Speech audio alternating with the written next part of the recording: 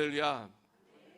오늘도 허락하여 주신 거룩한 주님의 날에 우리 성전교회 예배당에 이렇게 모여서 영과 진로를 예배하는 우리 주일학교 중고등부 청년대학부와 또 우리 모든 성도님들을 예수님의 이름으로 환영하고 사랑하고 또 축복합니다. 우리 주변에 있는 분과 서로 한번 인사하겠습니다. 참 잘 오셨습니다.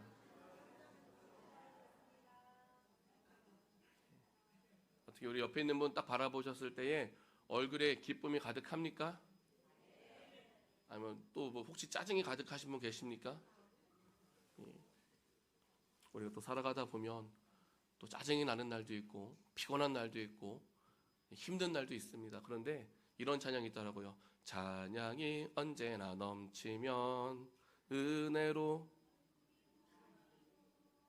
그렇죠? 은혜 받으면 얼굴이 환할 줄로 믿습니다. 그래서 다시 한번 옆에 있는 분 인사합니다. 은혜 받고 얼굴 환합시다.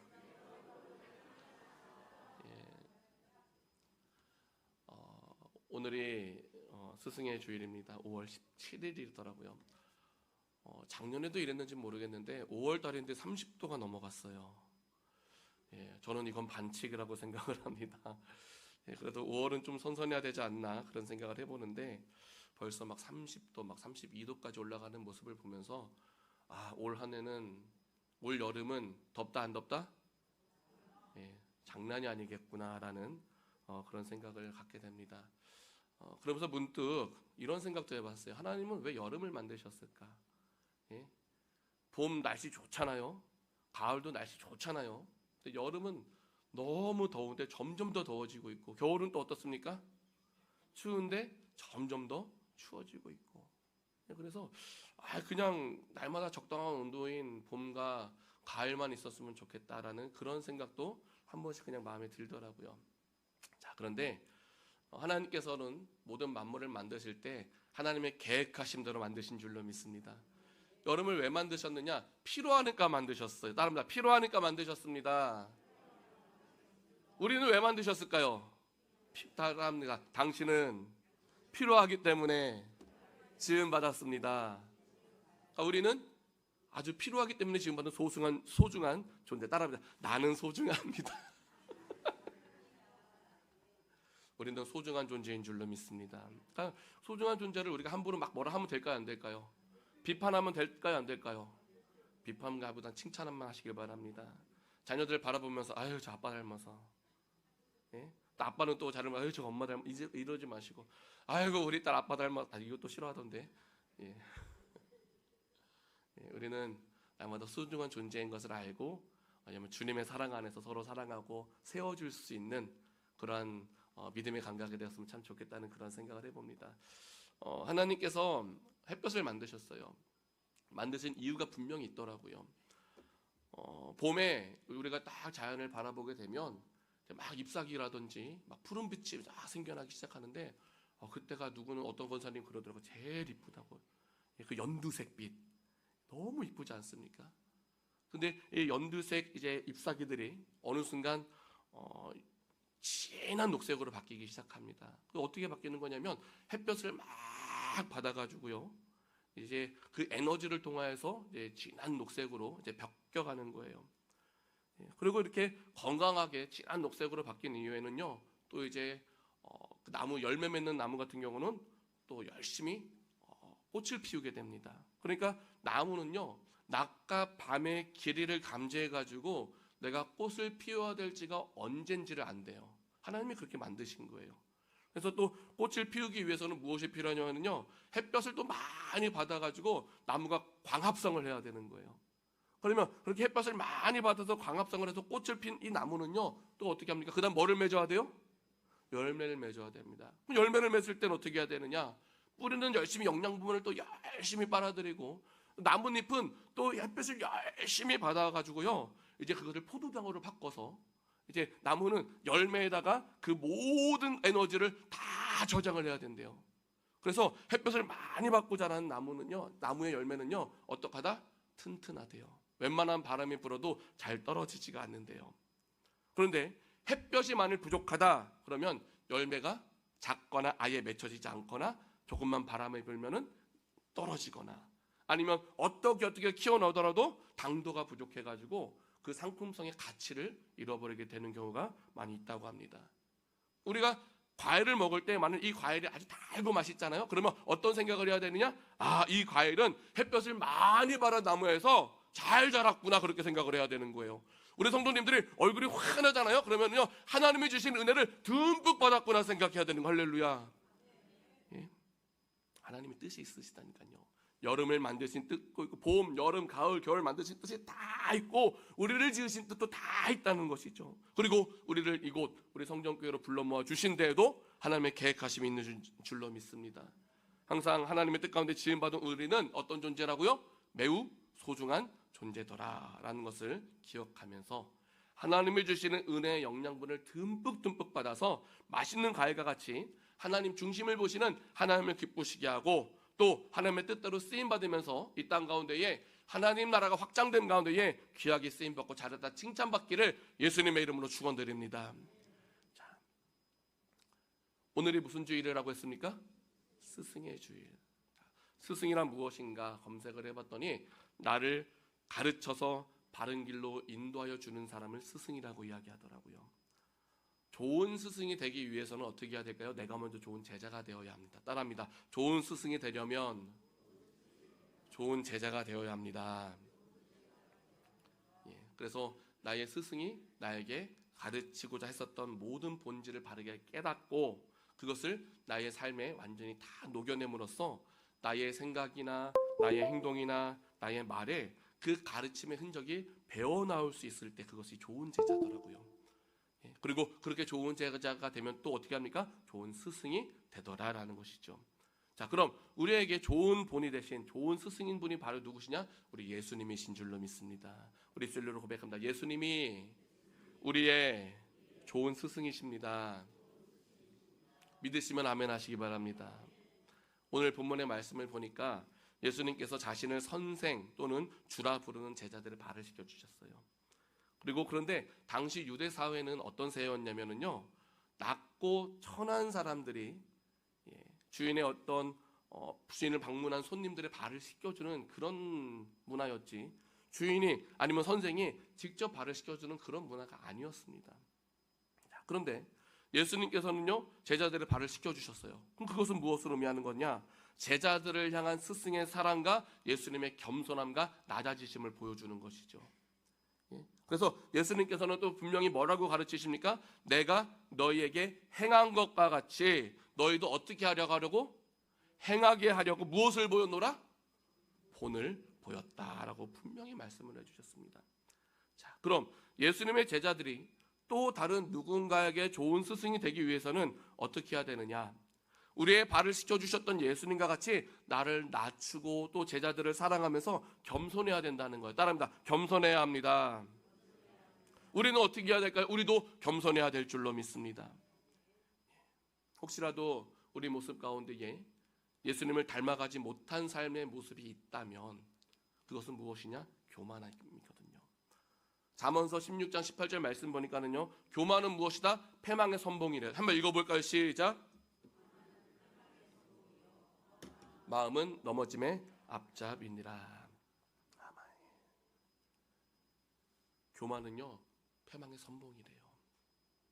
그리고 그 교만한 마음, 우리가 가운데 있었던 그 교만함이 겉으로 드러나는 것이 무엇이냐면요, 그것이 거만함이 되어집니다. 우리는 그러한 교만과 거만함의 모습을 다 내려놓고 누구를 닮아가야 됩니까? 겸손하신 예수님만을 닮아가면서 좋은 제자 되고 또 하나님께서 허락하신 모든 만남 가운데에 좋은 스승의 역할을 잘 감당하는 하나님의 사람이 되어야 될 줄로 믿습니다. 그래서 예수님께서 이 땅에 오셨을 때 모습을 보니까는요, 예수님은 누굴 위하여 이 땅에 오셨다고요? 우리를 위해서 이 땅에 오셨고, 우리를 위해서 어디에 달려 돌아가셨습니까? 십자가에 달려 돌아가셨습니다. 그리고 돌아가신 예수님은 며칠 만에 다시 사셨죠? 사흘 만에. 요즘에는 그런데요, 사흘 그러면은요, 우리 주일학교 중고등학생들 사흘이 며칠이에요? 예? 요즘에는 아이들이 사흘 그러면은요 4일로 안 돼요. 이게 되게 심각한 겁니다. 예? 사흘 금사. 그래서 한번 우리 학생들 하루 이틀 사흘 나흘 할 줄 알아요? 안 돼요. 할렐루야. 우리 성전교회 아이들은 하나님께서 지혜를 주신 줄로 믿습니다. 얼마나 감사한지 몰라요. 세상의 리더자가 될 줄로 믿습니다. 예수님께서 사흘 만에 다시 사셨습니다. 그래서 무엇이 되셨느냐? 부활의 첫 열매가 되어 주셨다. 따라합니다. 예수님이 부활의 첫 열매가 되셨습니다. 그래서 우리는 부활의 첫 열매가 되신 예수님을 통해서 예수 부활, 나의 부활, 우리도 부활의 소망을 갖게 되는 영생의 축복을 얻게 되었다는 것이죠. 그러니까 예수님께서는 겸손의 본이 되어주시고 또 우리 가운데 천국 복음을 전하신 이후에 우리로 하여금 부활의 소망을 확신케 하여 주셨던 것인데, 하나님의 사람은 주님이 우리의 본이 되어주신 것처럼 우리도 주님과 같이 본이 되는 삶을 살아가면서 부활의 첫 열매가 되신 예수님과 같이 무슨 일에든 어떻게 해야 되냐? 앞장서야 될 줄로 믿습니다. 이틀로 고백합니다. 앞장서야 합니다. 앞장서는 것. 성경을 보면 12지파가 나옵니다. 12지파가 나오죠. 그 가운데 유다지파가 있었어요.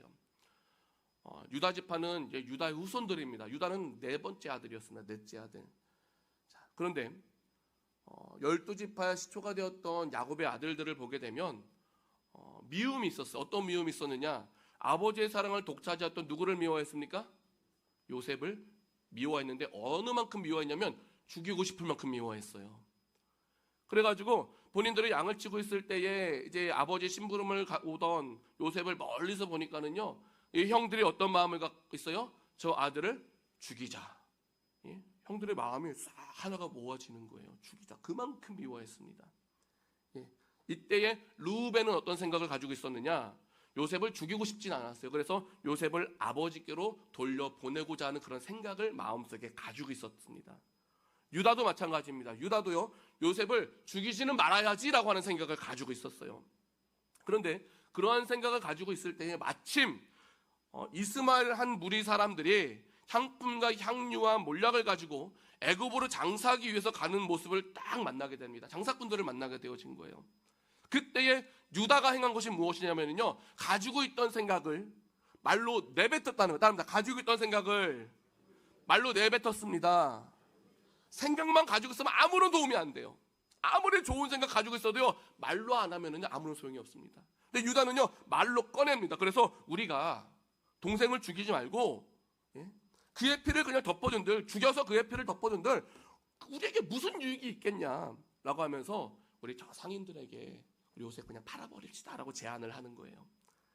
그랬더니만은요 유다의 그 제안을 들은 형들이요, 그거 좋은 생각이다라고 하면서 은 20 받고 요셉을 그냥 팔아버립니다. 이후에 유다의 후손들의 모습을 보니까는요, 항상 무슨 일이 있을 때마다 앞장서더라고요. 앞장을 섭니다. 물론 맏형이었던 르우벤도 있었어요. 르우벤은요 장자권을 박탈당해 버립니다. 왜냐하면 아버지의 침상에 올라가는, 그래서 더럽히는 죄를 범하였거든요. 장자권을 박탈당해 버립니다. 둘째 셋째 아들이었던 시몬과 레이 역시도 여동생이었던 디나가 세겜에게 강간을 당하자 세겜성의 사람들을 아주 잔인하게 다 학살을 하였기 때문에 야곱의 축복으로부터 제해가 되어집니다. 그래서 유다가 사실상 무슨 역할을 하느냐? 장자의 역할을 하는 거예요. 어떤 역할을 했다고요? 장자의 역할을 하면서. 그래서 모든 일 가운데에 유다의 후손이었던 유다지파가 앞장을 서기 시작합니다. 그리고 이렇게 유다지파가 모든 일에 앞장을 서면서 광야를 행진하게 되고 가나안을 정복하게 되고 성막을 완공했을 때에도 예물을 드릴 때 가장 먼저 하나님 앞에 기쁨과 정성으로 예물을 드리자 하나님께서는요 항상 앞장섰던 누구를? 유다의 혈통을 기억하면서 그들에게 무엇을 주신다? 복의 복을 더해 주시더라고. 할렐루야. 그래서 유다 혈통을 통하여서 누가 태어나느냐? 보아스가 태어나고, 지난 금요일 날 나누었습니다. 룻이 누구를 만납니까? 보아스를 만나고, 또 그 가문을 통해서 그 혈통을 통해서 다윗이 태어나고 솔로몬이 태어나고 더 나아가서 예수님께서도 유다의 혈통을 통하여서 태어나시더라고요. 제가 이 말씀을 드리는 이유가 무엇이냐? 좋은 스승을 통하여서 가르침을 받은 좋은 제자는 주님이 우리의 본이 되어주신 것처럼 무슨 일이든 어떻게 된다고요? 앞장서야 된다라는 거예요. 주님이 우리 앞에 부활의 첫 열매가 되신 것처럼 앞장서는 믿음이 되어야 된다. 따릅니다. 앞장서야 합니다. 앞장서야 되는 거예요. 그런데요, 앞장서는 일이 쉬울까요? 어려울까요? 앞장서는 거 결코 쉽지 않습니다. 우리가 흔히 자전거를 탈 때도 보면은요, 맨 앞에 가는 사람이 제일 쉬울까요? 제일 힘들까요?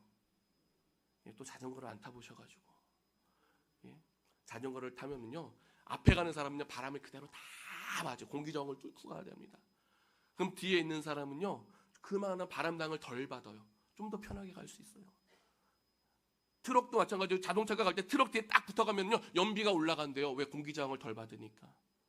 그런데 그렇지 못하면요 연비가 많이 들어가는 거예요. 앞장서는 거는요 결코 쉽지가 않습니다.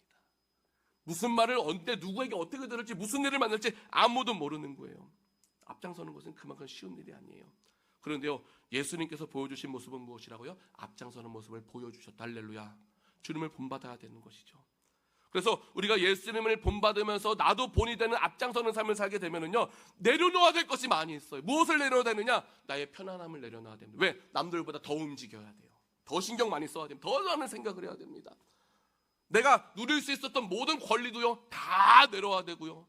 또 때로는 생겨나는 감정들이 있을 거잖아요. 근데 그 모든 감정까지도 다 내려놓아야 합니다. 문제가 생깁니까? 문제가 생기면 그 문제를 해결하기 위해서 누구보다 앞장서서 나가야 되고요. 거기서 발생되는 수많은 어려움들을 내가 다 맞아야 되는 거예요. 되게 힘든 일입니다.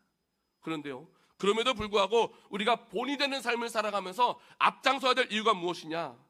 우리의 삶을 통하여서 예수님을 본받고 예수님을 따라가는 우리의 삶을 통해서 나타나는 그 예수 그리스도의 향기가 우리를 따르고자 하는 많은 사람들에게 예수 그리스도의 향기, 즉 선한 영향력이 되기 때문이죠. 할렐루야. 우리는 선한 영향력을 갖춰야 될 줄로 믿습니다.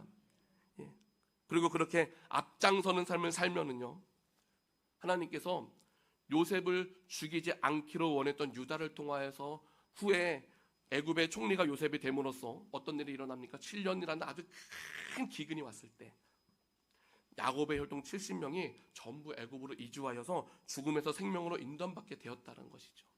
그것 같이 하나님께서는 어떤 사람을 통해서 한 사람의 그 영향력 있는 사람을 통해서 가정을 지켜주시고 대대로 하나님의 기뻐하시는 모든 일 가운데에 귀하게 쓰임받을 수 있는 축복의 대로를 열어주신다는 것이죠. 그런데요 우리가 아는 것과 행하는 것은 다릅니다. 아는 것과 행하는 것은 다릅니다. 성령께서 말씀을 통해서 우리로 알게 하시면 어떻게 됩니까? 알게 하신 대로 행동해야 될 줄로 믿습니다. 야고보서 2장 17절 뭐라고 말씀하세요? 행함이 없는 믿음은 그 자체가 무엇이래요?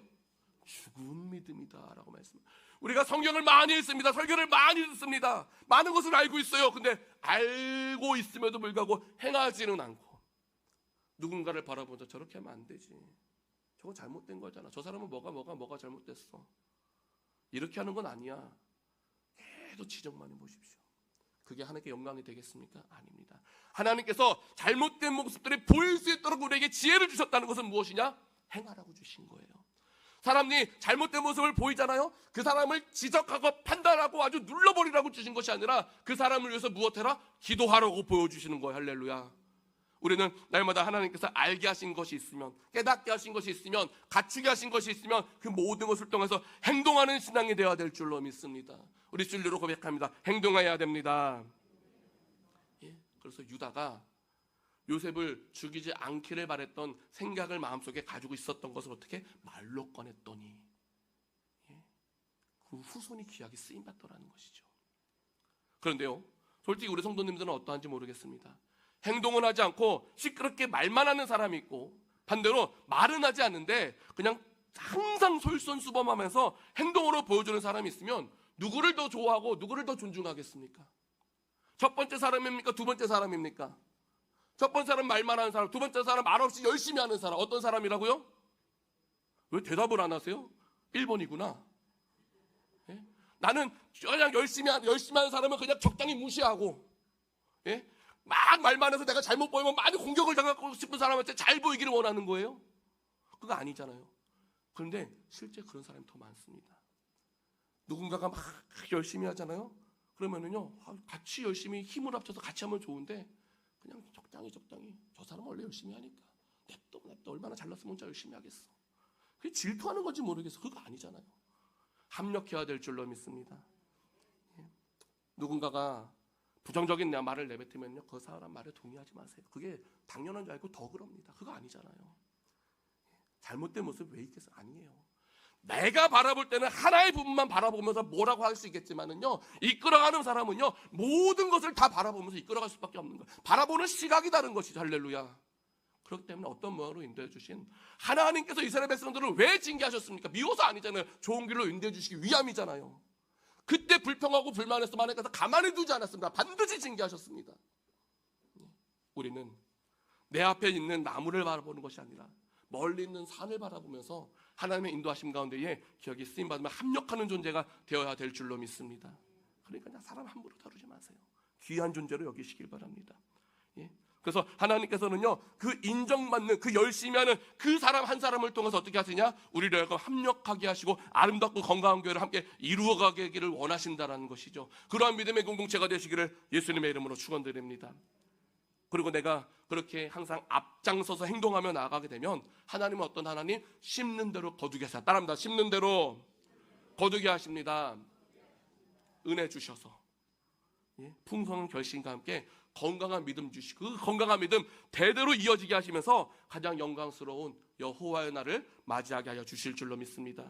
항상 나무가 좋은 열매를 맺기 위해서는 볕을 많이 받아야 되는 것처럼 우리 성도님들도 하나님이 주시는 은혜를 많이 받고 주신 은혜를 통해 세움을 얻고 하나님이 기뻐하시는 모든 일 가운데 더욱더 충성을 다함으로써 무슨 일을 만나든 볕을 받고 자란 나무의 열매가 떨어지지 않는 것처럼 흔들리지 아니하는 믿음과 그런 믿음의 명문 가문을 함께 이루어가면서 하나님 나라의 확장과 함께 우리 성전교회 부흥의 주역이 되어야 될 줄로 믿습니다.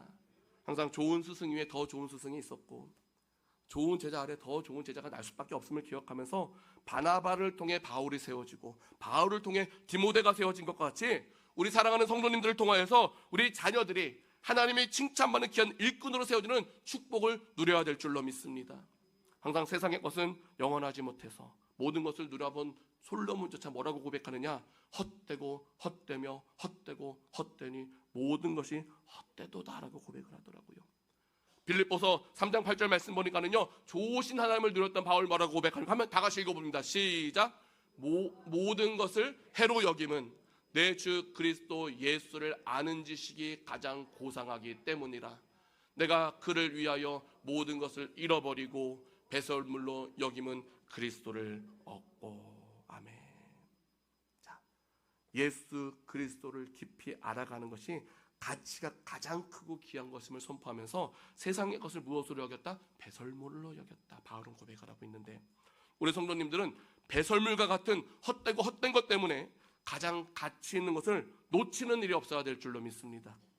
항상 우리의 본이 되어주신 예수님을 닮아가고 따라가며 본받는 것은 가장 좋은 길로 인도함을 받는 것이더라라는 것을 꼭 기억하면서 주님이 행하신 건 나도 행하고 주님의 분부하신 건 나도 배우고 또 가르쳐 지키게 함으로써 교회가 교회다워지고 가정이 가정다워지며 하나님께 잘했다 칭찬받고 주님의 즐거움에 참여할 수 있는 축복을 우리 모두가 함께 누려야 될 줄로 믿습니다. 항상 우리의 본이 되신 예수님을 닮아가면서 좋은 것을 함께 누릴 수 있는 우리 성전 가족들 다 되시기를 예수님의 이름으로 축원드립니다.